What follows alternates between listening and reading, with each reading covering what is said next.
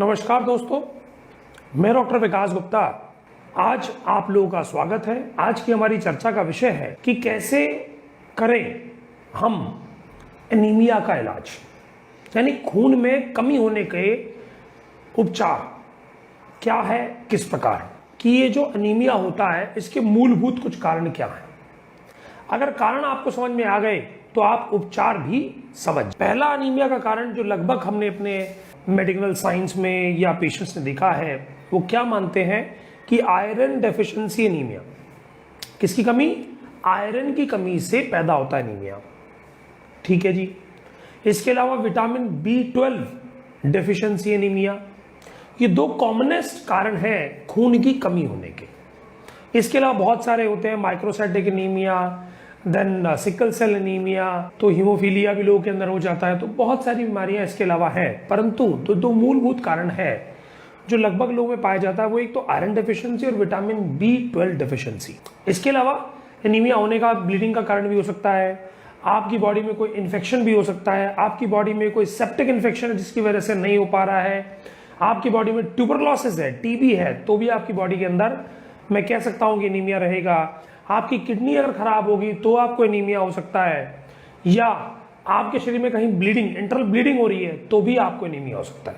देखिए, internal bleeding के अंदर तो आपको सर्जिकल रूप से जानकारी लेनी पड़ेगी, उसके लिए एंडोस्कोपी, कोलोनोस्कोपी, इन टेस्ट को कराया जाता है। और टीबी की अगर बीमारी है तो हम उसके ऊपर आज की चर्चा में जोड़ सकते हैं आयरन डेफिशिएंसी और विटामिन B12 तो जोड़ सकते हैं।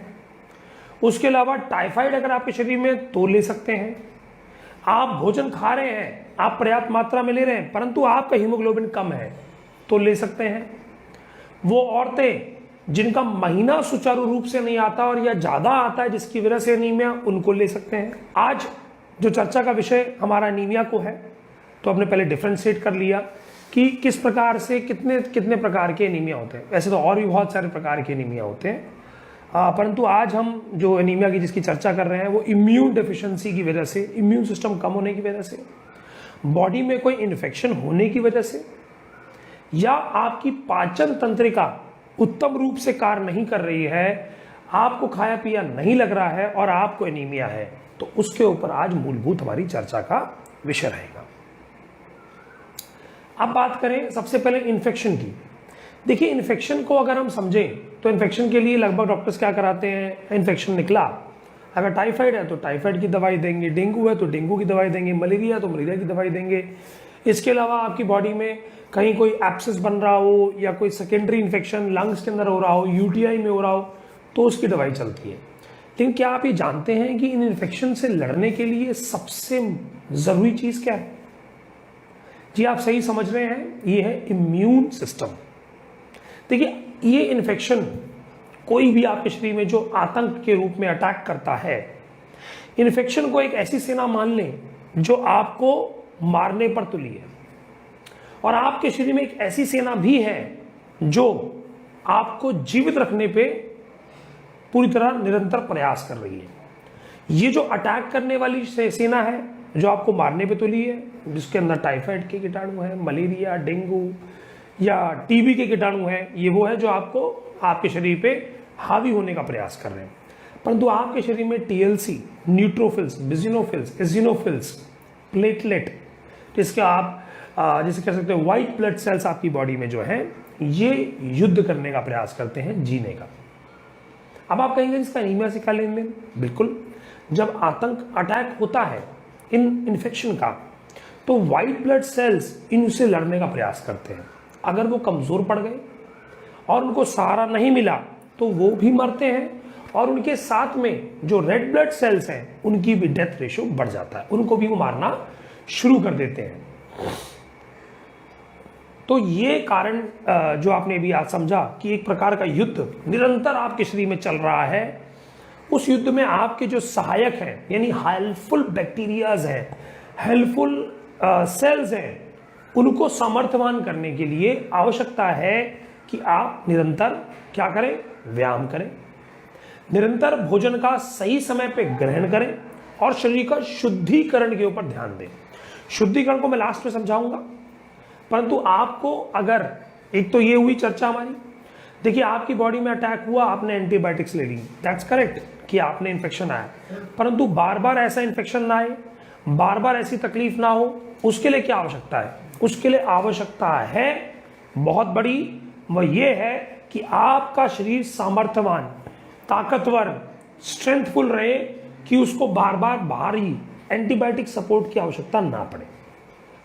तो उसके लिए क्या करना है? अपने शरीर को ऋतुचर्या, दिनचर्या और मौसम के हिसाब से शुद्धिकरण कराने की अधिक ही आवश्यकताएं आपको निरंतर रहेंगी। और इसको अगर आप करते रहते हैं मौसम के हिसाब से, तो आप इन बीमारियों से काफी हद तक बचे रहेंगे और आप पे ये अटैक नहीं कर पाएंगे। आयरन डेफिशिएंसी एनीमिया की, देखिए आपके भोजन के अंदर आयरन जाता है, गाजर के रूप में, टमाटर के रूप में, चुकंदर के रूप में, हरी सब्जियों के रूप में आयरन प्रतिदिन आपके भोजन में जा रहा है, परंतु आपकी जो आंतें कमजोर हैं, जो आपकी इंटेस्टाइन्स कमजोर हैं, वह उसको एब्जॉर्ब नहीं कर पा रही। तो अब आपको एक्स्ट्रा आयरन की आवश्यकता है बाहरी रूप से। उसके अंदर आप लोह भस्म, पूर्णवादी मंडूर, नवायस लोह, लोहा असफ, द्राक्षा असफ, इनका प्रयोग कर सकते हैं। लेकिन अगर आप प्राकृतिक घर में क्या कर सकते हैं? आप लोहे की कढ़ाई में अपनी सब्जी और भोजन बना के खाएं। उससे क्या होगा? मिनिमम रिक्वायरमेंट ऑफ आयरन उसी लोहे की कढ़ाई से जो भोजन के साथ मिक्स होगी वो आपकी आंतों में काम आएगी। अब आप कहेंगे ज्यादा तो नहीं हो जाएगी? नहीं सर, हमारी बॉडी का एक फिनोमेना है कि जितनी उसकी आवश्यकताएं हैं सिर्फ वो उतना रखती है, बाकी बाहर कर देती है। तो अनार का भी प्रयोग आप कर सकते हैं। अनार, चुकंदर, टमाटर, गाजर, ये तो आपके भोजन में, पालक, ये आपके भोजन की चीजें हो गई। इसके अलावा लोहा असफ, द्राक्षा असफ, ये 4 चम्मच सुबह शाम। लोहा भस्म 1 चुटकी दिन में 1 बार शहद के साथ दें तो अच्छा रहेगा। उसके अलावा पूर्णवादी मंडूर 2 गोली सुबह 2 गोली शाम को। शोथारी लोह, अगर सूजन भी है किसके साथ में? एनीमिया के साथ में, तो 2 गोली सुबह 2 गोली शाम उसको लें। नवायस लो 2 गोली सुबह 2 गोली शाम को ले सकते हैं आप, इनका प्रयोग कर सकते हैं। परंतु क्या आप समझते हैं कि आपके शरीर में कई बार खून इसलिए कम होता है कि उसके अंदर क्या है? इम्प्यूरिटीज है।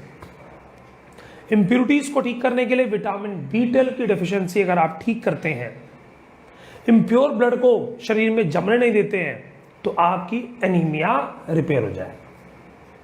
इसके लिए क्या आवश्यकता है कि आप हफ्ते में 1 बार विरेचन लें।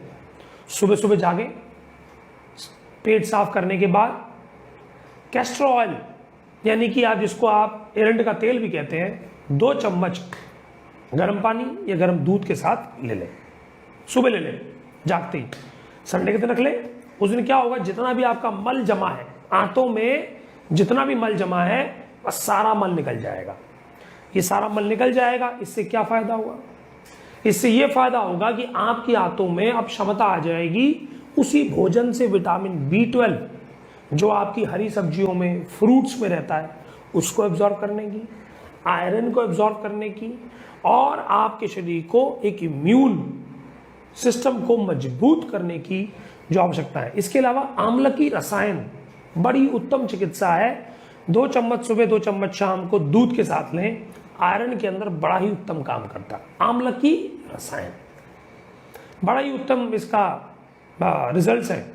इसके अलावा ब्लड प्यूरिफायर की अगर हम बात करें, तो ये जो आपको मैंने भी टैबलेट्स बताई थी, अगर हो सके तो उनको महामंजिष्ठादि काढ़ा के साथ लें जी।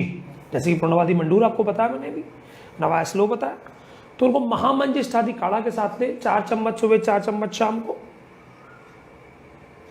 और इसको लेने से क्या होगा कि खून की शुद्धि भी होगी और आपके शरीर में जो आयरन घट गया है उसके अंदर बराबर स्टेट पे आप पहुंच जाएंगे।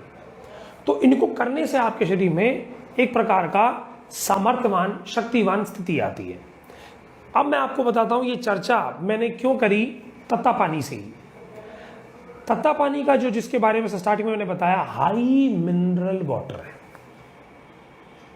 आपके शरीर को हीमोग्लोबिन पूरा करने के लिए और भी बहुत सारे मिनरल्स की आवश्यकता पड़ती है, जैसे कि सल्फर की आवश्यकता पड़ती है, जैसे कि ट्रेसेस ऑफ गोल्ड की, सिल्वर की, कैल्शियम की, इन सब की आवश्यकताएं आपको पड़ती हैं बॉडी की, आपकी जो अपनी बॉडी की आयरन की रिक्वायरमेंट है उसको पूरा करने के लिए।